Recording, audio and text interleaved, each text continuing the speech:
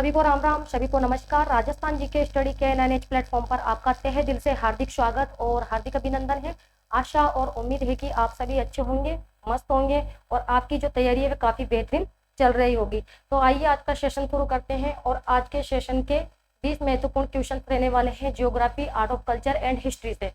चाहे आप किसी भी कॉम्पिटिशन एग्जाम की तैयारी कर रहे हो, क्लास आपके लिए काफ़ी है जो कि इम्पोर्टेंट रहने वाली है। ठीक है, तो फटाफट क्लास के साथ जुड़ जाइए और दबा के एक बार क्लास को ज़्यादा से ज़्यादा शेयर कर दीजिए। देख लेते हैं आज का पहला क्वेश्चन। क्या पूछा है कि निम्न में से किसी राठौड़ नरेश ने मंडोर के प्रतिहारों से मंडोर का किला दहेज में प्राप्त किया। बताइए क्या करोगे। क्वेश्चन नंबर 1 का राइट आंसर, ध्यानपूर्वक पढ़िएगा। क्वेश्चन क्या पूछा गया है, क्या पूछा है कि निम्न में से किस राठौड़ नरेश ने मंडोर के प्रतिहारों से मंडोर का जो किला है वे दहेज में प्राप्त किया था। 4 ऑप्शन है आपके सामने, तो यहाँ पर हमारा जो राइट आंसर होगा वे होगा बी ऑप्शन, राव चुंडा जी। और ये जो राव चुंडा जी है इनकी पत्नी का क्या नाम है, चांद कुबरी। ठीक है, राव चुंडा जी की पत्नी का नाम था चांद कुबरी और ये वही चांद कुबरी है जिनके द्वारा किसका निर्माण करवाया गया था। बताइए किसका निर्माण करवाया गया था चांद कुबरी के द्वारा। तो चांद बावड़ी का, चांद बावड़ी। और चांद बावड़ी कहाँ पर है, एक तो है चांद बावड़ी जोधपुर में, राजस्थान में 2 चांद बावड़ी है। एक चांद बावड़ी तो है जोधपुर में और एक है आबानेरी दौसा में। जो चांद बावड़ी जोधपुर में स्थित है उसका निर्माण करवाया था किसने, चांद कुबरी ने। और जो चांद कुबरी है ये थी राव चुंडा जी की पत्नी। कौन थी, राव चुंडा जी की पत्नी। या फिर मेवाड़ में है जो कि मारवाड़ के राठौड़ों का जो वास्तविक संस्थापक है वे कहा जाता है राव चुंडा जी को। क्वेश्चन बनकर आ सकता है कि मारवाड़ के राठौड़ों का वास्तविक संस्थापक का नाम बताइए। और राव चुंडा जी और इनकी पत्नी का नाम क्या था, चांद कुबरी, जिनके द्वारा है जो कि जोधपुर में चांद बावड़ी का निर्माण करवाया गया। और ये जो चांद बावड़ी है जोधपुर में ये राजस्थान की सबसे बड़ी बावड़ी है। क्वेश्चन बनकर आ सकता है कि राजस्थान की सबसे बड़ी बावड़ी, राजस्थान की सबसे बड़ी बावड़ी चांद बावड़ी जोधपुर वाली। और दूसरी चांद बावड़ी कहाँ पर स्थित है, आबानेरी दौसा में। ठीक है, एक चांद बावड़ी है आबानेरी दौसा में और इसका निर्माण है जो कि प्रतिहारों द्वारा करवाया गया या फिर प्रतिहार शैली में निर्मित बावड़ी है। ये जो चांद बावड़ी आबानेरी दौसा में स्थित है जो, ठीक है, चांद बावड़ी। तो कंफ्यूज नहीं होना है, एक चांद बावड़ी तो है आबानेरी दौसा में और दूसरी स्थित है जोधपुर में। ठीक है, तो यहाँ पर हमारा जो राइट आंसर है वे क्या हो जाएगा, बी ऑप्शन, राव चुंडा जी। क्लियर यहाँ तक, क्वेश्चन नंबर 1 क्लियर। आगे बढ़े, देख लेते हैं क्वेश्चन नंबर 2। बताइए भाई, ये भी बड़ा ही शानदार क्वेश्चन पूछा गया है कि निम्न में से किन शिलालेख में प्रतिहारों को गुर्जर के नाम से संबोधित किया गया। बताइए, संबोधित किया गया गुर्जर के नाम से प्रतिहारों को। यहाँ पर आपको शिलालेख के नाम दिए गए हैं, क्या करोगे बताइए। नीलकुंड में भी कहा गया है, नीलकुंड या फिर रागनपुर शिलालेख, ठीक है, या फिर करहाड़ शिलालेख या फिर देवली शिलालेख। इसमें है जो कि प्रतिहारों को गुर्जर कहा गया है इन चारों शिलालेख में। तो हमारा जो राइट आंसर है यहाँ पर क्या हो जाएगा, डी ऑप्शन हो जाएगा। लेकिन 2 शिलालेख हैं, एक तो है आहोल का शिलालेख और दूसरा शिलालेख है नवशारी का शिलालेख। इसमें जो गुर्जर हैं इनको कहा गया है गुर्जरेश्वर। यहाँ से भी क्वेश्चन बनकर आ सकता है। कौन सा शिलालेख, एक तो है आहोल का शिलालेख, आहोल, और दूसरा है नवशारी शिलालेख। कौन सा, नवशारी शिलालेख। ये जो शिलालेख है इनमें गुर्जर को क्या कहा गया है, गुर्जरेश्वर, गुर्जरेश्वर कहा गया है। ठीक है, यहाँ से क्वेश्चन बनकर आ सकता है कि आहोल का शिलालेख या फिर नवशारी के शिलालेख में गुर्जरों को क्या कहा गया है, तो गुर्जरेश्वर। ठीक है, यहाँ पर हमारा राइट आंसर क्वेश्चन के अकॉर्डिंग क्या होगा, डी ऑप्शन। क्लियर, देखते हैं क्वेश्चन नंबर 3। बताइए भाई कि 1857 की क्रांति के समय बीकानेर के शासक थे कौन। 1857 की क्रांति के समय बीकानेर के शासक का नाम आपसे पूछा गया है, क्या करने वाले हैं। कौन थे? फटाफट आंसर दीजिए। 1857 की क्रांति के समय बीकानेर का शासक कौन था? सरदार सिंह। सरदार सिंह। और जोधपुर का शासक कौन था 1857 की क्रांति के समय? तख्त सिंह। ठीक है, तख्त सिंह था जोधपुर का शासक 1857 की क्रांति के समय। इसके अलावा जो रणजीत सिंह था ये 1857 की क्रांति के समय कहाँ का शासक था? जैसलमेर का। ठीक है, जैसलमेर का शासक भी पूछा जा सकता है कि 1857 की क्रांति के दौरान जैसलमेर का शासक था तो रणजीत सिंह। इसके अलावा शिव सिंह, ये था सिरोही का शासक 1857 की क्रांति के समय। कहाँ का शासक था? सिरोही का शासक था ये। ठीक है, और सरदार सिंह थे बीकानेर के शासक 1857 की क्रांति के समय। ठीक है, क्लियर? तो यहाँ पर हमारा जो राइट आंसर है वो क्या हो जाएगा? डी ऑप्शन हो जाएगा हमारा राइट आंसर। बीकानेर का शासक का नाम पूछा गया है तो सरदार सिंह। ठीक है, नेक्स्ट। तो यहाँ पर वही क्वेश्चन आपको करवाए जा रहे हैं जो एग्जाम में कई बार पूछे जाते हैं, बार बार रिपीट होते हैं। ठीक है, बताइए क्वेश्चन नंबर 4 का राइट आंसर कि मानगढ़ हत्याकांड में कितने भील मारे गए? मानगढ़ हत्याकांड, पहले तो बताइए जो मानगढ़ हत्याकांड है ये कहाँ पर घटा था? मानगढ़, मानगढ़ हत्याकांड, ये जो हत्याकांड है ये कहाँ पर हुआ था? बताइए कहाँ पर हुआ था ये मानगढ़ हत्याकांड? बांसवाड़ा में।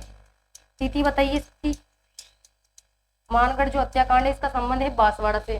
कब हुआ था ये मानगढ़ हत्याकांड? ये हुआ था 17 नवंबर 1913 को। और इसमें कितने भील शहीद हो गए थे? 1500 भील। कितने भील शहीद हो गए थे? 1500 भील इसके अंतर्गत शहीद हो गए थे। और जो गोविंद गिरी है उन्हें भी आजीवन कारावास की सजा दे दी गई थी और 7 वर्ष के बाद वो रिहा हुए थे। ठीक है, इसके अलावा जो मानगढ़ हत्याकांड है इसे कहा जाता है राजस्थान का जलियांवाला बाग। क्वेश्चन बनकर आ सकता है कि राजस्थान का जलियांवाला बाग कहा जाता है, कौन से हत्याकांड को कहा जाता है? तो मानगढ़ हत्याकांड को कहा जाता है। कब हुआ था? 17 नवंबर 1913 को हुआ था। 1500 भील इसके अंतर्गत क्या हो गए थे? शहीद हो गए थे। ठीक है, क्लियर? तो यहाँ पर यही पूछा है कितने भील शहीद हुए थे, तो हमारा राइट आंसर क्या होगा? डी ऑप्शन हो जाएगा 1500 भील। ठीक है, नेक्स्ट बताइए भाई, मीणा क्षेत्रीय सभा की स्थापना कब की गई? ध्यानपूर्वक पढ़िएगा। अगर आप अपने जीवन में सफल होना चाहते हैं तो अपने अंदर की प्रतिभा को पहचानिए। ठीक है, और सोचने में समय व्यर्थ ना कर कार्य प्रारंभ कर दे। ठीक है, बताइए मीणा क्षेत्रीय सभा की स्थापना कब की गई थी? 1933 ईस्वी में। कब की गई थी? 1933 ईस्वी में मीणा क्षेत्रीय सभा की स्थापना की गई थी। लेकिन एक क्वेश्चन और बनकर आ सकता है, यहाँ से आपसे पूछा जा सकता है कि नीम का थाना शिकर में सम्मेलन हुआ मीणाओं का, कब हुआ था? 1944 में। कब हुआ था? 1944 में। और इसकी जो अध्यक्षता है, ये जो सम्मेलन है इसकी जो अध्यक्षता है वो किसके द्वारा की गई थी? बताइए, नाम बता दीजिए उनका। किसके द्वारा की गई थी? जैन मुनि मगन सागर के द्वारा। अध्यक्षता किसने की थी? जैन मुनि मगन सागर द्वारा। या फिर एक और क्वेश्चन पूछा जा सकता है कि मीणा सुधार समिति का गठन किसने किया? मीणा सुधार समिति का गठन ये किसके द्वारा किया गया था? बताइए, नाम बता दीजिए जिसके द्वारा मीणा सुधार समिति का गठन किया गया। क्या करोगे? क्या करने वाले हैं बताइए? बंशीधर शर्मा। किसके द्वारा? बंशीधर शर्मा के द्वारा किया गया था। तो यहाँ पर तो हमारा क्वेश्चन के अकॉर्डिंग राइट आंसर क्या होगा? डी ऑप्शन हो जाएगा। ठीक है, मीणा क्षेत्रीय सभा की स्थापना सन 1933 में की गई थी और नीम का थाना शिकर में है जो कि सम्मेलन हुआ था 1944 में, जिसकी अध्यक्षता की थी जैन मुनि मगन सागर के द्वारा। ठीक है, या फिर मीणा सुधार समिति का जो गठन है वे किया था बंशीधर शर्मा के द्वारा। क्लियर? नेक्स्ट बताइए कि खुमान रासो के लेखक थे। यहाँ पर आपको यहाँ पर आपको लेखकों के नाम दिए गए हैं। खुमान रासो के लेखक थे, रचना दी गई है, लेखक के नाम दिए गए हैं। बताइए खुमान रासो की रचना किसके द्वारा की गई थी? दलपत विजय के द्वारा। या राइट आंसर सी ऑप्शन हो जाएगा। जबकि गिरधर आशिया के द्वारा तो कौन से ग्रंथ की रचना की गई थी? शगत राशो। ये जो शगत राशो है इसकी रचना की थी किसके द्वारा? गिरधर आशिया के द्वारा। ठीक है। इसके अलावा जो काशी छगनी है इनके द्वारा छत्रपति राशो की रचना की गई थी। पूछा जा सकता है छत्रपति रासों की रचना किसके द्वारा की गई थी? तो काशी छगनी के द्वारा। ठीक है। इसके अलावा शिवदास गार्डन के द्वारा कौन सी प्रसिद्ध रचना है? कोई रचना का नाम बता दीजिए जो शिवदास गार्डन के द्वारा रचित हो। कौन सी रचना है? अचल दास खींची वचनिका। कौन सी रचना है? Achal Das Khichi Vachanika. Very very most important question. इसकी रचना किसके द्वारा की गई है? शिवदास गार्डन के द्वारा। ठीक है, क्लियर? या right answer C option. Next question बताइए भाई, सारंगपुर का युद्ध कब हुआ? सारंगपुर का युद्ध कब हुआ? 1437 में। कब हुआ था? 1437 ईस्वी में। जो सारंगपुर का युद्ध है ये कहाँ पर हुआ था? मालवा। और सारंगपुर का युद्ध हुआ था कब? 1437 में। 1437 ईस्वी में। और सारंगपुर का युद्ध किन किन के मध्य हुआ था? ये हुआ था महाराणा कुंभा। किन किन के बीच में हुआ था? महाराणा कुंभा, इसके अलावा महमूद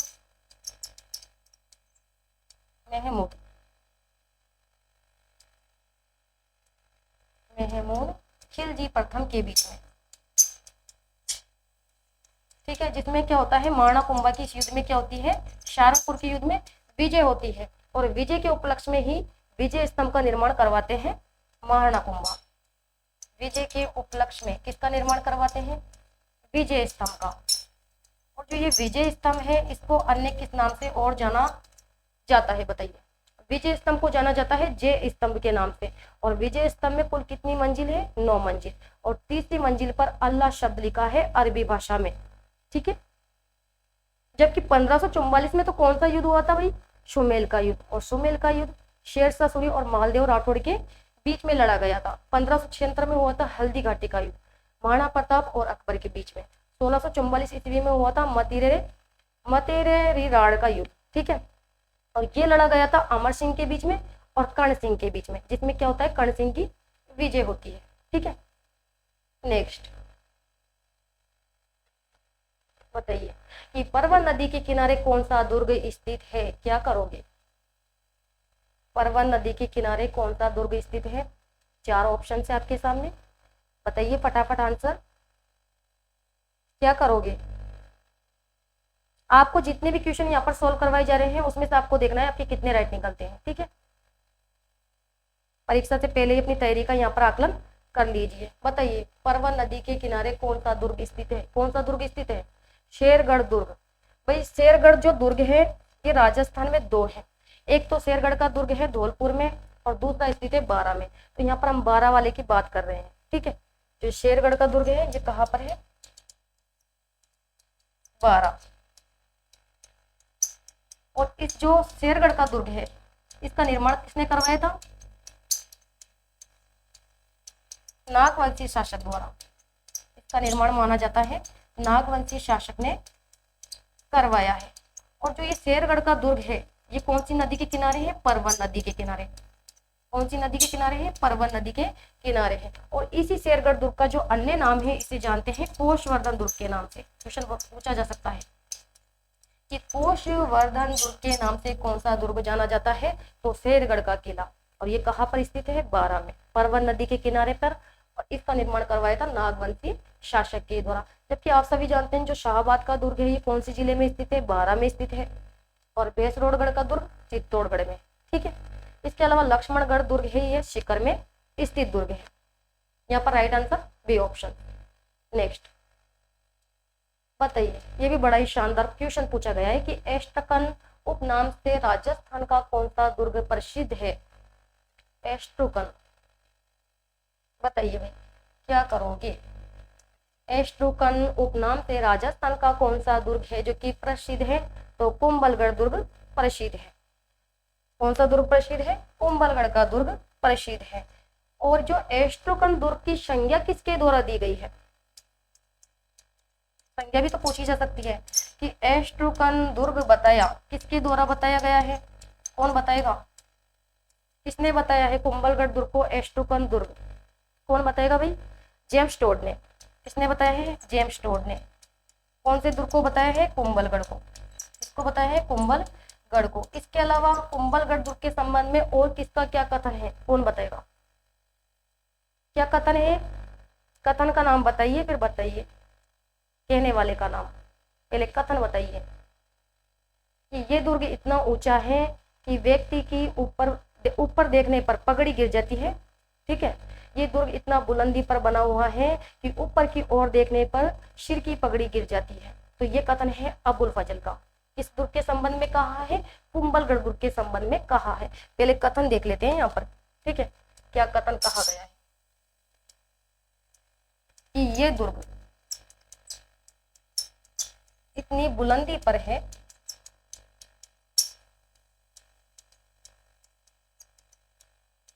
कि ऊपर देखने पर सिर की पगड़ी नीचे गिर जाती है, नीचे गिर जाती है। कथन दिया जा सकता है वहां पर आपको, ये कथन किसका है और कौन से दुर्ग के संबंध में ये कथन है जो कि कहा गया है। तो ये कथन है पहले तो अबुल फजल का, और कौन से दुर्ग के संबंध में कहा गया है, कुंभलगढ़ दुर्ग के संबंध में ये कथन कहा गया है। ठीक है, इसके अलावा पूछा जा सकता है आपसे आमेर के दुर्ग के बारे में कि बिशप हेबर का आमेर के दुर्ग के संबंध में क्या कथन। तो उनका कथन है कि मैंने क्रेमलिन में जो कुछ देखा या फिर अल ब्रह्मा के बारे में जो कुछ भी सुना है उससे भी बढ़कर यहाँ के में। ठीक है, आमेर का दुर्ग का भी देख लेते हैं कि आमेर के दुर्ग के बारे में क्या कथन। हाँ, इसके संबंध में बिशप हेबर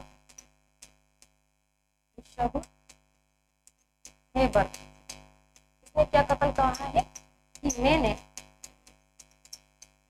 क्रेमलिन में जो कुछ देखा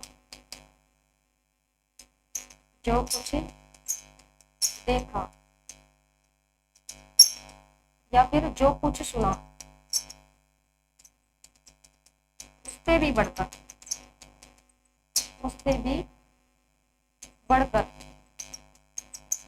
यहाँ के में। ठीक है, कौन से दुर्ग के संबंध में है ये कथन, आमेर के दुर्ग के संबंध में है बिशप हेबर का कथन। ठीक है, आमेर के दुर्ग के संबंध में तो कथन भी दिया जा सकता है, और जिस प्रकार से ये कथन दे दिया जाए आपको और पूछा जा सकता है कि ये कथन किसका है निम्न में से, तो बिशप हेबर का कथन है आमेर के दुर्ग के संबंध में। इसके अलावा मेहरानगढ़ दुर्ग की बात की जाए तो मेहरानगढ़ दुर्ग के संबंध में बताइए, मेहरानगढ़ जो दुर्ग है उसके संबंध में रुडयार्ड किपलिंग का क्या कथन है।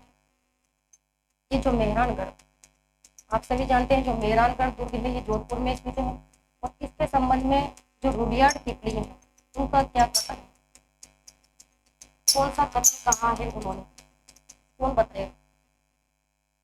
यहाँ के जो दुर्ग है उनका जो निर्माण है वे देवताओं या फरिश्तों ने किया। ठीक है, यहाँ के दुर्गों का निर्माण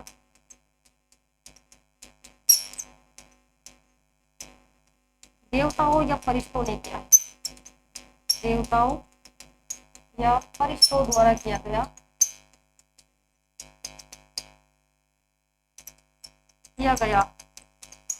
है। ऐसा कथन किसका है, रुडयार्ड किपलिंग का है मेहरानगढ़ दुर्ग के संबंध। ठीक है, तो कथन दिए जा सकते हैं। इसके अलावा रणथंभौर दुर्ग के संबंध में कौन बताएगा, इसका क्या कथन है, बता दीजिए। रणथंभौर दुर्ग, इसके संबंध में कोई कथन बता दीजिए मुझे। तो रणथंभौर दुर्ग के संबंध में कथन, पहला कथन तो है अमीर खुसरो का, और अमीर जो खुसरो है इन्होंने क्या कथन कहा है रणथंभौर दुर्ग के संबंध में, बताइए कि आज कुफर का गढ़ इस्लाम का घर हो गया।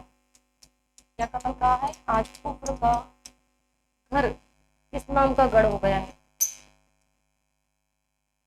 आज कुफर का गढ़ इस्लाम का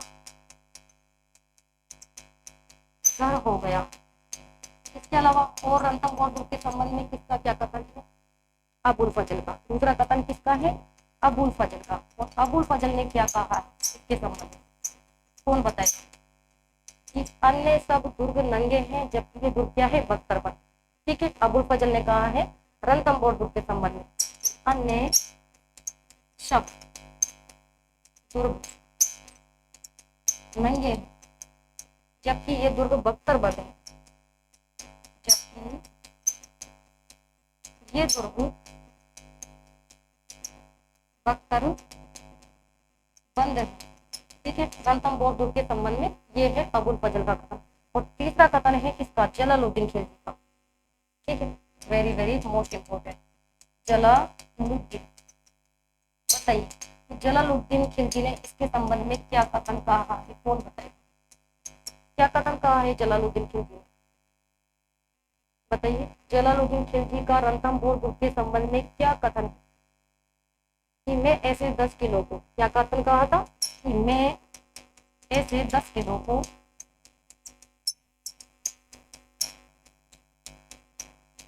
मुसलमान के एक बाल के बराबर भी नहीं समझता, मुसलमान के एक बाल के बराबर, क्या कथन कहा था, एक बाल के बराबर भी नहीं समझता। ये कथन है किसका, जलालुद्दीन खिलजी का, कि मैं ऐसे 10 किलो को मुसलमान के एक बाल के बराबर भी नहीं समझता। ये कथन है जलालुद्दीन खिलजी का रणथंभौर दुर्ग के संबंध में। अगर जब समझता नहीं था तो फिर आक्रमण क्यों किया इसने, ये तो वही वाली बात हो गई ना कि जब लोमड़ी के हाथ अंगूर नहीं लगते हैं तो उसे क्या लगते हैं, फिर अंगूर खट्टे लगते हैं, वही वाली बात है यहाँ पर। ठीक है, तो ये कथन है रणथंभौर दुर्ग के संबंध में जलालुद्दीन खिलजी का। ठीक है, तो ये एक तो मैंने आपको रणथंभौर दुर्ग के संबंध में कथन बता दिए। ठीक है, इसके अलावा और कौन सा कथन बताया है यहाँ पर, आमेर के दुर्ग के संबंध में भी कथन बताया है। ठीक है, रणथंभौर, इसके अलावा मेहरानगढ़, आमेर, आमेर के दुर्ग के संबंध में क्या कथन है, विश्ववेवर का। ठीक है, इसके अलावा कुंभलगढ़ दुर्ग, इसके संबंध में इसका क्या कथन है, एक तो इसके संबंध में अबुल फजल का कथन है। ठीक है, और दूसरा कथन है जेम्स टोड का, कुंभलगढ़ दुर्ग के संबंध में। तो हमारा तो यहाँ पर राइट आंसर क्या हो जाएगा, ए ऑप्शन। ठीक है, नेक्स्ट देख लेते हैं। बताइए मारवाड़ चित्रकला में स्वर्णिम युग कितने काल को माना जाता है या फिर माना गया है। मारवाड़ में क्या पूछा है कि मारवाड़ चित्रकला में स्वर्णिम युग कितने काल को माना गया है। चार ऑप्शन थे आपके सामने, बताइए क्या करने वाले हैं, क्या करोगे। किसके काल को माना गया है मारवाड़ में चित्रकला का स्वर्ण काल, जसवंत सिंह के काल को। किसके काल को, जसवंत सिंह के काल को। जो ये विनय सिंह है तो अलवर का शासक है। ठीक है, और अलवर में चित्रकला का स्वर्ण काल विनय सिंह के काल को माना है। अलवर में स्वर्णिम युग, चित्रकला का जो स्वर्णिम युग है वो माना गया है विनय सिंह के काल को। ठीक है, इसके अलावा जो अमर सिंह प्रथम है ये माने गए हैं चावड़ चित्रकला का स्वर्णिम युग। ठीक है, चावड़ में चित्रकला का स्वर्णिम युग किसके काल को माना गया है, तो अमर सिंह प्रथम के काल को माना गया है। उम्मे सिंह जो प्रथम है ये कोटा और बूंदी, इसमें चित्रकला का स्वर्णिम युग किसके काल को माना गया है, तो उम्मे सिंह क्वेश्चन बनकर आ सकता है। कोटा और बूंदी, कोटा और बूंदी में स्वर्णिम, यहाँ पर हम चित्रकला की बात कर रहे हैं। ठीक है, कोटा और बूंदी में चित्रकला का जो स्वर्णिम युग है वह उम्मे सिंह प्रथम के काल को माना गया है। और मारवाड़ में चित्रकला का स्वर्णिम युग माना गया है जसवंत सिंह के काल को। ठीक है, चावड़ में चित्रकला का स्वर्णिम युग माना गया है अमर सिंह प्रथम के काल को। और अलवर में चित्रकला का स्वर्णिम युग माना गया है विनय सिंह के काल को। क्लियर, नेक्स्ट देखते हैं क्वेश्चन नंबर 11। बताइए डाबरा हत्याकांड कब हुआ। डाबरा हत्याकांड कब हुआ, वेरी वेरी मोस्ट इंपोर्टेंट, परीक्षा में छपने वाला क्वेश्चन। कब हुआ था ये डाबरा हत्याकांड, 13 मार्च 1947 को। और डाबरा हत्याकांड का संबंध कौन से जिले से है, डिडवाना से। कहाँ से है, डिडवाना से। कौन सी रियासत से है, तो मारवाड़ रियासत, मारवाड़ रियासत से इसका संबंध है। और ये घटना घटी थी कब, 13 मार्च 1947 को, डाबरा हत्याकांड। और इसमें 12 किसान क्या हो गए थे? शहीद। 12 किसान शहीद हो गए थे। इसमें प्रमुख है तो चुन्नीलाल शर्मा। कौन प्रमुख है? चुन्नीलाल शर्मा। इसका संबंध था दावरा हत्याकांड, हत्याकांड। ठीक है। इसके अलावा एक है रामू राम। रामू राम दावरा हत्याकांड में क्या हो गए थे? शहीद हो गए थे। ठीक है। तो दावरा हत्याकांड का संबंध है दिलवाना से, मारवाड़ रियासत से। कब घटना घटी थी? 13 मार्च 1947 को। और इसमें 12 किसान क्या हो गए थे? शहीद हो गए। ठीक है, चुन्नीलाल शर्मा और राम। नेक्स्ट देखते हैं। बताइए कि निम्नलिखित ठिकानों में से किसने चौरी कर लगाया? Very very most important question. Chauri कर किसके द्वारा लगाया गया था? पहले तो ये बताइए कि जो चौरी है, चौरी कर ये क्या है? कौन बताएगा चौरी कर क्या है? बताइए, फटाफट आंसर दीजिए। चौरी कर क्या है? पुत्री के विवाह पर लिए जाने वाला कर है। क्या है चौरी कर? पुत्री के विवाह पर लिया जाने वाला कर, इसे कहते हैं चौरी कर। और ये जो चौरी कर है ये कौन सी रियासत के द्वारा लगाया गया था? ये कौन से ठिकाने के द्वारा? तो बिजोलिया। यहाँ पर राइट आंसर हमारा हो जाएगा बी ऑप्शन। तो किसके द्वारा लगाया गया था ये चौरी कर? तो 1903 में लगाया था। किसके द्वारा? करशन सिंह ने। किसने लगाया था? करशन सिंह। चौरी कर यानी पुत्री के विवाह पर लिए जाने वाला कर का प्रकार। और करशन सिंह के पुत्र का क्या नाम था? कौन बताएगा? पृथ्वी सिंह। उनके पुत्र का क्या नाम था? पृथ्वी सिंह। ठीक है। और इस पृथ्वी सिंह के द्वारा कौन सा कर लगाया गया था? तलवार बंधाई कर। कौन सा कर? तलवार बंधाई कर। और ये तलवार बंधाई कर क्या है? उत्तराधिकारी शुल्क। ठीक है। तो ये कर लगाया गया था, तलवार जो बंधाई कर है ये कब लगाया गया था? 1906 में। कब लगाया गया था? 1906 में। जबकि चौरी जो कर है ये 1903 में है।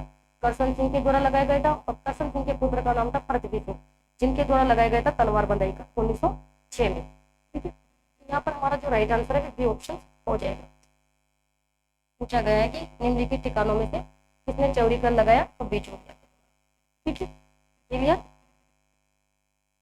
आगे बढ़ते हैं। नेक्स्ट, किस सभ्यता स्थल से प्राप्त मिट्टी के बर्तनों को क्रपशवर्णी मृद भांड कहते हैं? क्रपशवर्णी मृद भांड कहते हैं। ये सभ्यता वाला टॉपिक तो मैंने आपको करवा दिया है कंप्लीट। बता दीजिए, पूरा टॉपिक मैंने आपको ये कंप्लीट करवा दिया है सभ्यता वाला। क्या करोगे? क्या करने वाले हैं? गणेश्वर। ठीक है। और जो ये गणेश्वर सभ्यता है ये कहाँ पर है? कहाँ पर है गणेश्वर सभ्यता? सीकर में है, कांकरी नदी पर है गणेश्वर सभ्यता। और जो गणेश्वर सभ्यता इसकी खोज 1972 में किसके द्वारा की गई थी? रतन चंद्र अग्रवाल। रतन चंद्र अग्रवाल द्वारा। ठीक है। और इसके जो उत्खनन करता है, गणेश्वर सभ्यता के उत्खननकर्ता का नाम भी पूछा जा सकता है। इसका उत्खनन किया गया था 1977-78 में विजय कुमार के। और ये जो गणेश्वर सभ्यता है ये कैसी सभ्यता? बताइए, कैसी सभ्यता है ये? ताम्रयुगीन सभ्यता। कैसी सभ्यता है? ताम्रयुगीन सभ्यता। इस सभ्यता का समय कौन बताएगा? बताइए, इस सभ्यता का समय, गणेश्वर सभ्यता का समय क्या माना गया? 2800 ईसा पूर्व। क्या माना गया है? 2800 ईसा पूर्व इसका समय माना गया। और गणेश्वर सभ्यता से क्या क्या साक्ष्य और अवशेष प्राप्त किए गए हैं? कौन बताइए? बताइए। एक तो प्राप्त किया गया है मछली पकड़ने का कांटा। क्या प्राप्त किया गया है यहाँ से? गणेश्वर सभ्यता से मछली पकड़ने का कांटा। और कैसी सभ्यता है ये गणेश्वर सभ्यता? मांसाहारी सभ्यता। कैसी सभ्यता है? मांसाहारी सभ्यता। ठीक है। और क्या साक्ष्य और अवशेष प्राप्त किए गए हैं इस सभ्यता? बताइए। पत्थरों के भांड। क्या प्राप्त किए गए हैं? पत्थरों के भांड और मकान। इसके अलावा भारी मात्रा में तांबे के उपकरण। भारी मात्रा में क्या प्राप्त किए गए हैं? तांबे के उपकरण। तांबे के उपकरण भी यहाँ से प्राप्त किए गए हैं। ठीक है। इसके अलावा 6 प्रकार के क्रपशवर्णी मृद भांड भी यहाँ से प्राप्त किए गए हैं। गणेश्वर सभ्यता, तो हमारा जो राइट आंसर है सिंपल सी बात है क्या हो जाएगा, ए ऑप्शन, गणेश्वर सभ्यता। यहाँ से ही प्राप्त किए गए हैं 6 प्रकार के प्रपस्वर्णी मृद भांड। ठीक है, राइट आंसर ए ऑप्शन। या तो पूछा जा सकता है ये सभ्यता कहाँ पर है, या फिर पूछा जा सकता है कौन सी नदी पर है, या फिर इस सभ्यता की खोज किसके द्वारा की गई, या फिर समय पूछा जा सकता है, या फिर पूछा जा सकता है कैसी सभ्यता, या फिर साक्ष्य और अवशेषों के बारे में भी आपसे पूछा जा सकता है। ठीक है, नेक्स्ट देख लेते हैं। बताइए कि घुड़ना त्योहार किस क्षेत्र में मनाया जाता है। यहाँ पर आपको क्षेत्रों के नाम दिए गए, तो ये तो आप सभी जानते हैं जो घुड़ना त्योहार है ये कहाँ का प्रसिद्ध है, मारवाड़ का। कहाँ का प्रसिद्ध है, मारवाड़ का। ये मनाया जाता है मारवाड़। अब कौन बताएगा कि घुड़ना जो त्योहार है ये कौन सी तिथि को मनाया जाता है, बताइए फटाफट। घुड़ना जो त्योहार है कौन सी तिथि को मनाया जाता है, चैत्र कृष्ण अष्टमी। वेरी गुड, कब मनाया जाता है, चैत्र कृष्ण अष्टमी को मनाया जाने वाला त्योहार है। इसके अलावा जो चैत्र कृष्ण अष्टमी है इस दिन कौन सा त्योहार मनाया जाता है और बताइए, कृष्णाष्टमी। ठीक है, उसी दिन मनाया जाता है घुड़ने का त्योहार। और जो घुड़ना त्योहार है ये किसकी याद में मनाया जाता है, पूछा जा सकता है कि घुड़ना का जो त्योहार है किसकी याद में मनाया जाता है, घुड़ने खा की याद में मनाया जाने वाला त्योहार है। या फिर घुड़ने का जो त्योहार है इसका प्रारंभ किसके द्वारा किया गया था, तो राव शाकल के द्वारा। किसने प्रारंभ किया था इसका, राव शाकल। ठीक है, तो घुड़ना जो त्योहार है मारवाड़ क्षेत्र में मनाया जाता है, चैत्र कृष्ण अष्टमी को मनाया जाता है, घुड़ने खा की याद में मनाया जाता है, और राव शाकल के द्वारा इस त्योहार का क्या किया गया था, प्रारंभ। ठीक है, क्लियर। नेक्स्ट बताइए कि राजस्थान का दूसरा रोपवे निम्न में से किस जिले में है। राजस्थान का दूसरा रोपवे, ध्यान देने वाली बात क्या है, क्या पूछा है, राजस्थान का आपसे दूसरा रोपवे पूछा गया, कौन से जिले में स्थित, उदयपुर। कहाँ पर स्थित है, उदयपुर में। क्या नाम है उस रोपवे का, कौन बताएगा। राजस्थान का जो दूसरा रोपवे हो उसका नाम बता दीजिए, क्या नाम है, मनसापुर करणी माता रोपवे। ठीक है, पहला जो रोपवे है यहाँ पर देखने वाले हम, राजस्थान का प्रथम रोपवे। राजस्थान का प्रथम रोपवे तो आप सभी जानते हैं कौन सा है, प्रथम रोपवे सुंदा माता रोपवे, सुंदा माता रोपवे। और ये कहाँ पर है, जालोर। कहाँ पर है, जालोर। और राजस्थान का दूसरे रोपवे का नाम क्या है, मनसापुर करणी माता रोपवे। क्या नाम है, मनसापुर करणी माता रोपवे। और ये रोपवे कहाँ पर है, उदयपुर। कहाँ पर है, उदयपुर। और राजस्थान के तीसरे रोपवे का नाम बता दीजिए, कौन बताएगा। राजस्थान का तीसरा रोपवे नाम बताइए और कहाँ पर स्थित है ये भी बताइए सबसे।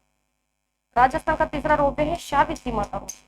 कौन सा, सावित्री माता रोपवे। और सावित्री माता जो रोपवे है वे है पुष्कर अजमेर। कहाँ पर है, पुष्कर अजमेर। और राजस्थान का चौथा रोपवे कौन बताएगा, राजस्थान के चौथे रोपवे का नाम कौन बताएगा भाई, क्या नाम, राजस्थान का चौथा ropeway Samod Balaji ropeway, Samod Balaji ropeway. ये चौथा रोपवे है और ये कहाँ पर है, सामोद जयपुर। कहाँ पर स्थित है, शामोर जयपुर में स्थित है, आपने देखा भी होगा। ठीक है, और राजस्थान का पांचवें रोपवे का क्या नाम है, तो कोले वाले हनुमान जी रोपवे। क्या नाम है, कोले वाले हनुमान जी रोपवे। और ये कहाँ पर है, जयपुर। कोले वाले हनुमान जी रोपवे कहाँ पर, जयपुर में। ये पांचवा रोपवे। छठे रोपवे का नाम है नीमच माता रोपवे, नीमच माता रोपवे। और ये कहाँ पर है, नीमच उदयपुर, नीमच उदयपुर में ये रोपवे स्थित है। और राजस्थान का जो सातवां रोपवे है वो है जीर्ण माता रोपवे। कौन सा, जीर्ण माता रोपवे। ये कहाँ पर है, रेवाशा शिखर, रेवाशा शिखर में स्थित रोपवे है। शेखावटी क्षेत्र का प्रथम रोपवे है जीर्ण माता रोपवे। ठीक है, क्लियर। यहाँ पर कौन सा पूछा गया है, दूसरा रोपवे का नाम आपसे पूछा गया है, कौन से जिले में स्थित है, उदयपुर में स्थित है। नाम क्या है, मनसापुर करणी माता रोपवे, उदयपुर। ठीक है, क्लियर। आगे बढ़े, क्वेश्चन नंबर 16 बताइए कि पूर्व दिशा में चलने वाली पवनी कहलाती है। पूर्व दिशा में चलने वाली पवनों को कहा जाता है, क्या कहा जाता है, क्या कहा जाता है? आगोड़े। ठीक है, यहाँ पर देख लेते हैं, इस प्रकार से समझ लीजिए आप। ये क्या है? उत्तर दिशा है, ये दक्षिण दिशा है, पूर्व दिशा है और ये पश्चिम दिशा है। तो पूरब में चलने वाली पवनें क्या कहलाती है? आगोड़े। क्या कहलाती है? आगोड़े। और पश्चिम में चलने वाली पवनें क्या कहलाती है? आगोड़े। ठीक है, इसके अलावा उत्तर में चलने वाली पवनों को कहा जाता है क्या? भराव। और दक्षिण में चलने वाली पवनें कहलाती है नवग्रह। या फिर दिशाओं के बीच में भी आपसे पूछा जा सकता है कि उत्तर और पूर्व के बीच में चलने वाली पवनें क्या कहलाती है? क्या कहलाती है? संजेरी पवन। उत्तर और पूर्व के बीच में चलने वाली पवनें क्या कहलाती है? संजेरी पवन। और पूर्व और दक्षिण के बीच में चलने वाली पवनें कहलाती है चील। कैसी पवनें? चील पवन। ठीक है, या फिर उत्तर और पश्चिम के बीच में चलने वाली पवनें कहलाती है शोरिया पवन। कैसी पवनें होती है? शोरिया पवन। इसके अलावा पश्चिम और दक्षिण के बीच में चलने वाली पवनें क्या कहलाती है? समुद्री पवनें। कैसी पवनें होती है? समुद्री पवनें। ठीक है, क्लियर? इस प्रकार से याद रख सकते हो आप लोग। ठीक है, क्लियर? क्वेश्चन नंबर देखते हैं 17 कि भौगोलिक दृष्टि से राजस्थान में कितने प्रकार के वन पाए जाते हैं? यहाँ पर भौगोलिक दृष्टि से पूछा गया है कि राजस्थान में कितने प्रकार के वन पाए जाते हैं। कितने प्रकार के वन पाए जाते हैं राजस्थान में? भौगोलिक दृष्टि से 3 प्रकार के वन पाए जाते हैं। कौन कौन से वन पाए जाते हैं? एक तो पाए जाते हैं आरक्षित वन। कौन से वन? आरक्षित वन। दूसरे नंबर पर सुरक्षित वन। कौन से वन? सुरक्षित वन भी बोल सकते हैं या फिर संरक्षित वन भी इनको बोल सकते हैं, संरक्षित। और तीसरे नंबर पर आते हैं अवर्गीकृत वन। कौन से वन? अवर्गीकृत वन। भौगोलिक दृष्टि से राजस्थान में 3 प्रकार के वन पाए जाते हैं: आरक्षित वन, सुरक्षित वन, संरक्षित वन और ये अवर्गीकृत वन। ठीक है, सुरक्षित वन का ही दूसरा नाम है संरक्षित वन। यहाँ पर हमारा राइट आंसर क्या होगा? A option. क्वेश्चन नंबर देखते हैं 18। बताइए कि जनसंख्या की दृष्टि से सबसे बड़ी बोली है। ध्यान देने वाली बात क्या है? क्वेश्चन में ध्यान दीजिए। जनसंख्या की दृष्टि से पूछा है कि जनसंख्या की दृष्टि से सबसे बड़ी बोली है। सबसे बड़ी बोली पूछी गई है जनसंख्या की दृष्टि से। आप सभी जानते हैं ढूंढाड़ी बोली। कौन सी बोली है? ढूंढाड़ी बोली। हमारा राइट आंसर सी ऑप्शन हो जाएगा। लेकिन क्षेत्रफल की दृष्टि से अगर आपसे पूछ लिया जाए तो क्या करोगे? मारवाड़ी। क्षेत्रफल की दृष्टि से सबसे बड़ी बोली कौन सी है? मारवाड़ी। और मारवाड़ी पश्चिमी राजस्थान में बोली जाने वाली भाषा है। जबकि जो मेवाड़ी भाषा है ये राजस्थान के उदयपुर, भीलवाड़ा, चित्तौड़गढ़, राजसमंद में बोली जाती है। और ढूंढाड़ी बोली ये बोली जाती है जयपुर और टोंक के आसपास के क्षेत्र में। ठीक है, इसके अलावा जो हाड़ौती बोली है ये राजस्थान के दक्षिणी पूर्वी क्षेत्र में बोली जाती है, जैसे कोटा, बूंदी, बारा और झालावाड़ जिले। ठीक है, यहाँ पर तो पूछा है जनसंख्या की दृष्टि से सबसे बड़ी बोली है तो ढूंढाड़ी बोली।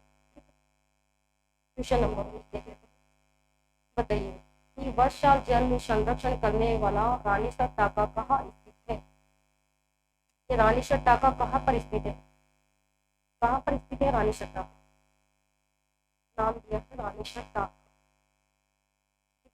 कहाँ पर स्थित है रानीसर टाका? कहाँ पर स्थित है? Jodhpur. Very good, right answer D option हो जाएगा। रानीसर टाका कहाँ पर है? जोधपुर। और टाका क्या है? पश्चिमी राजस्थान में जल संरक्षण की एक प्रकार की विधि मानी गई है। जबकि टाका और खड़ी इन दोनों में काफी अंतर है। टाका तो पश्चिमी राजस्थान में जल संरक्षण की एक प्रकार की विधि है, जबकि खड़ी क्या है? पालीवाल ब्राह्मणों द्वारा जल संरक्षण की गई। ठीक है, यहाँ पर तो नाम दिया गया है रानीसर टाका कहाँ पर स्थित है? लास्ट क्वेश्चन देख लेते हैं, क्वेश्चन नंबर 2 कि बिगोल भीलवाड़ा में त्रिवेणी संगम बनाने वाली नदियां है।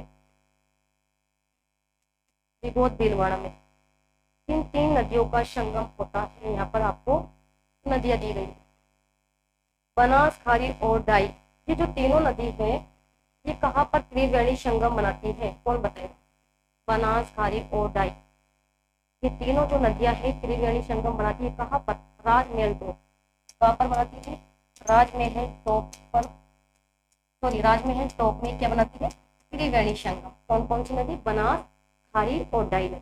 ठीक है, इसके अलावा बी ऑप्शन में आपको दिया गया है बना, चंबल और सीप।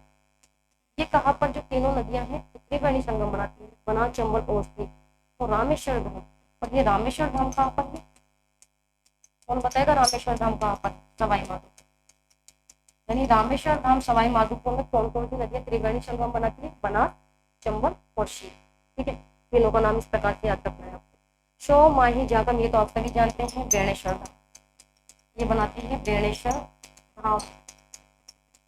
और बेणेश्वर धाम आप सभी जानते हैं डूंगरपुर जिले में स्थित। ठीक है, यहाँ पर सोम माही और झाकम नदी त्रिवेणी संगम बनाती है। इसके अलावा बनास, बेड़ज और मेनाथ, ये जो तीनों नदियां हैं ये बनाती है बिगोद भीलवाड़ा में त्रिवेणी संगम। भीलवाड़ा, हमारा जो राइट आंसर है क्या हो जाएगा? ये ऑप्शन हो जाएगा। और सबसे ज्यादा त्रिवेणी संगम बनाने वाली नदी कौन सी है? तो बनास नदी। ठीक है, तो ये थे आज के सेशन के 20 महत्वपूर्ण क्वेश्चन। और एग्जाम की दृष्टि से आपके लिए क्वेश्चन काफी महत्वपूर्ण रहने वाले हैं, क्योंकि क्वेश्चन यहाँ से घूम फिर कर छप कर आएंगे। ठीक है, इन्हें रट लीजिए आप, बार बार मैं रिपीट कर रही हूँ मैं आपको, लेकिन इन्हें याद कर लीजिए, रट लीजिए, क्योंकि क्वेश्चन यहाँ से ही छपेगा। ठीक है, तो आज के सेशन को यहाँ पर ही समाप्त करते हैं। और क्लास अगर आपको अच्छी लगी हो तो लाइक कीजिएगा, शेयर कीजिएगा, और चैनल पर पहली बार आए तो चैनल को सब्सक्राइब करना ना भूलें। नेक्स्ट क्लास में मिलते हैं, तब तक के लिए धन्यवाद।